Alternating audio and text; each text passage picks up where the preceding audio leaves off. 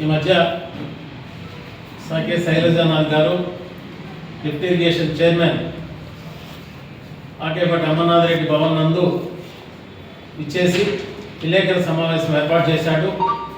ఆయన చైర్మన్ అయితే అమర్నాథ్ రెడ్డి గారు మెంబర్. ఆయన వైఎస్ఆర్ కాంగ్రెస్ పార్టీ, ఈయన వైఎస్ఆర్ కాంగ్రెస్ పార్టీ. వాళ్ళిద్దరూ ప్రెస్ మీట్ పెట్టుకోవడంలో తప్పలేదు. అసలు జగన్మోహన్ రాజుకి సంబంధం ఏముంది? జగన్మోహన్ రాజు మాట్లాడాల్సిన అవసరం ఏముంది? చంద్రబాబు నాయుడు లిఫ్ట్ ఇరిగేషన్లో మోసం చేసినాడా లేదా అది బయట చెప్పాలి. రాయలసీమ వాసులకు అన్యాయం చేసినాడా లేదా అనేది విషయం బయట చెప్పాలి. అవి కానీ మాట్లాడాల్సింది ఆడబిడ్డారు, అది దొంగ పార్టీ, ఇది దొంగ పార్టీ, అది దొంగ బిల్డింగ్, ఇది దొంగ బిల్డింగ్. నీలేమో దొంగ బిల్డింగ్లో రాయచూట్లో నీ కాలేజ్ అంతా దొంగ బిల్డింగ్, నీ అక్రమ సంపాదన అంతా దొంగ బిల్డింగే. రాయచూట్ కాలేజ్ కానీ, రాజంపేట కాలేజ్ కానీ అన్నీ కూడా నీ అంతా అక్రమార్జన. ఇకపోతే రాజంపేటలో నువ్వు రాజంపేటకి ఇన్ఛార్జిగా వస్తే జగన్మోహన్ రాజు గారు మాకు రాజు రాజంపేటకి ఎన్నో ఏళ్లుగా ఎన్నో తరాలుగా రాజుకు ఒక పదవి వచ్చిందని మేము కూడా ఏ పార్టీలో ఉన్నా సంతోషపడినాం. కానీ ఎందుకు సంతోషపడినామని ఇప్పుడు బాధపడుతున్నాం. ఎందుకంటే నీలాంటి మూర్ఖుడు లేడు. నువ్వు ఒక విజ్ఞత లేని మనిషి. నీ దగ్గర అసలు ఎలాంటి విజ్ఞత లేదు. కేవలం నీ పదవి కాపాడుకునే దానికోసమే ఈరోజు మాట్లాడుతున్నావు తప్ప ఈ రాజంపేట అభివృద్ధి కోసం కానీ, రాజంపేట వాసుల కోసం కానీ ఎప్పుడు నువ్వు మాట్లాడడం లేదు. ఎంతసేపు గత ప్రభుత్వంలో నాయకులు అక్రమార్జన సంపాదించినారు అనే విషయం మీదనే పెట్టావు. కానీ ఫోకస్ వేరే దాని మీద ఎక్కడా అనేది అభివృద్ధి మీద పెట్టావు. ఎంతోమంది పెన్షన్ ఈ అప్లికేషన్ పెట్టి కూడా రాకుండా ఉన్నాయి, ఓల్డేజ్ పెన్షన్. ఏది రాజంపేటలో అభివృద్ధి కార్యక్రమం 3 సంవత్సరాలు పూర్తయింది తెలుగుదేశం పార్టీ వచ్చి.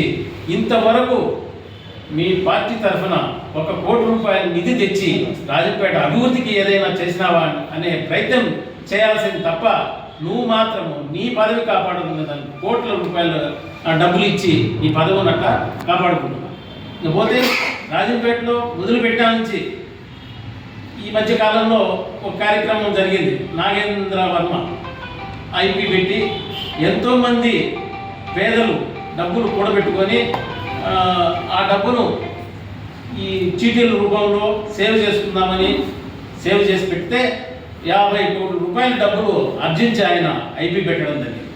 ఆ 50 కోట్లకు నువ్వు 1 కోటి రూపాయల పైన డబ్బు తీసుకొని దాన్ని నేను మాఫీ చేస్తానని ఈరోజు వాళ్ళను మభ్యపెట్టు.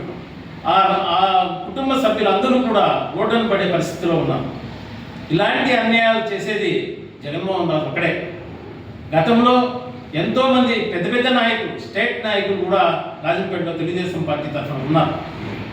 కాంగ్రెస్ పార్టీ తరఫున, తెలుగుదేశం పార్టీ తరఫున పెద్ద నాయకులు కూడా ఉండేవాళ్ళు.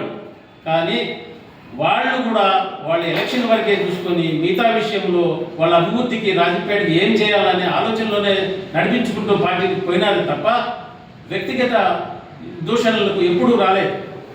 ఈరోజు రాజంపేట నియోజకవర్గం ఎంతో ప్రశాంతమైన వాతావరణంలో ఉండే నియోజకవర్గం అది. దాన్ని మీరు ఈరోజు భ్రష్టుపట్టిస్తారు.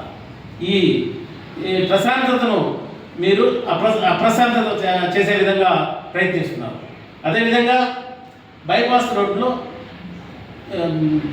కబ్జా జరిగి ఈ మధ్య 20 రిజిస్ట్రేషన్ జరిగినాయి. ఒకే సర్వే నంబర్ మీద 20 రిజిస్ట్రేషన్ జరిగింది.